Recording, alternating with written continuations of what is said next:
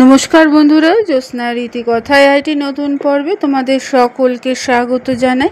বন্ধুরা, আজকের পর্বে তোমরা জানতে পারবে 2025 সালে আষাঢ় মাসের প্রধান উৎসব অম্বুবাচী বা আমাবতী কত তারিখে শুরু হচ্ছে এবং কবে শেষ হচ্ছে তার পূর্ণাঙ্গ সময়সূচি। এবং আমরা তো অনেকেই জানি এই ব্রতটি কেবলমাত্র সাধু সন্ন্যাসী এবং বিধবা মহিলারা পালন করে থাকে।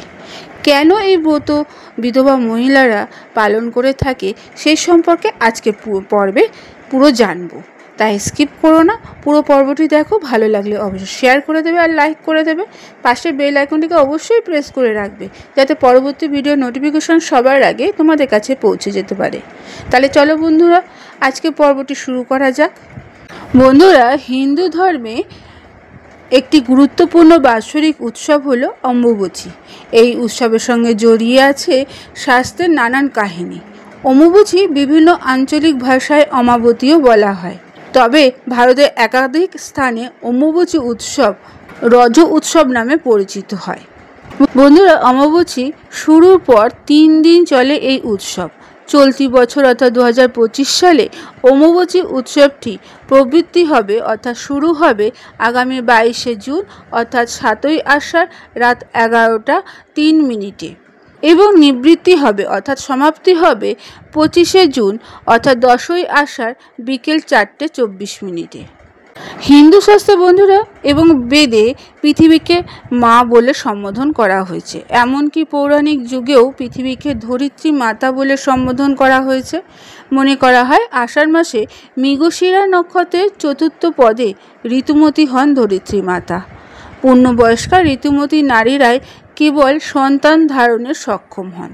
তাই অম্বুবাচীর পর ধরিত্রীও শস্য শ্যামলায় হয়ে ওঠেন।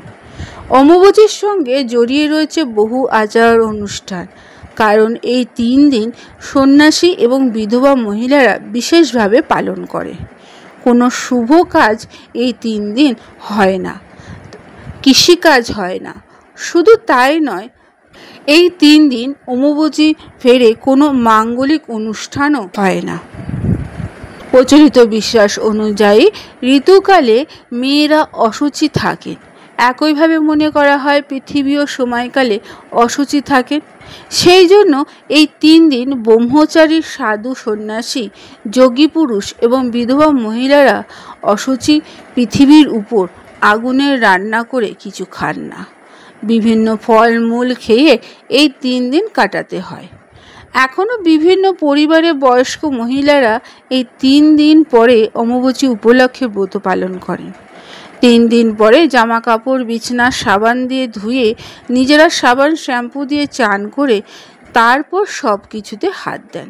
শুধু কামাখ্যা নয়, অম্বুবাচী চলাকালীন বিভিন্ন মন্দির বা বাড়ির ঠাকুর ঘরে মাতৃশক্তির প্রতিমা বা ছবি কাপড় দিয়ে ঢেকে রাখে। 3 দিন পর সে কাপড় তুলে পুনরায় শুদ্ধ করে পূজা অর্চনা শুরু হয়। বন্ধুরা, আজকের পর্বটি এখানেই শেষ করলাম। এতক্ষণ আমার ভিডিওটি দেখার জন্য ও শোনার জন্য তোমাদের অসংখ্য ধন্যবাদ।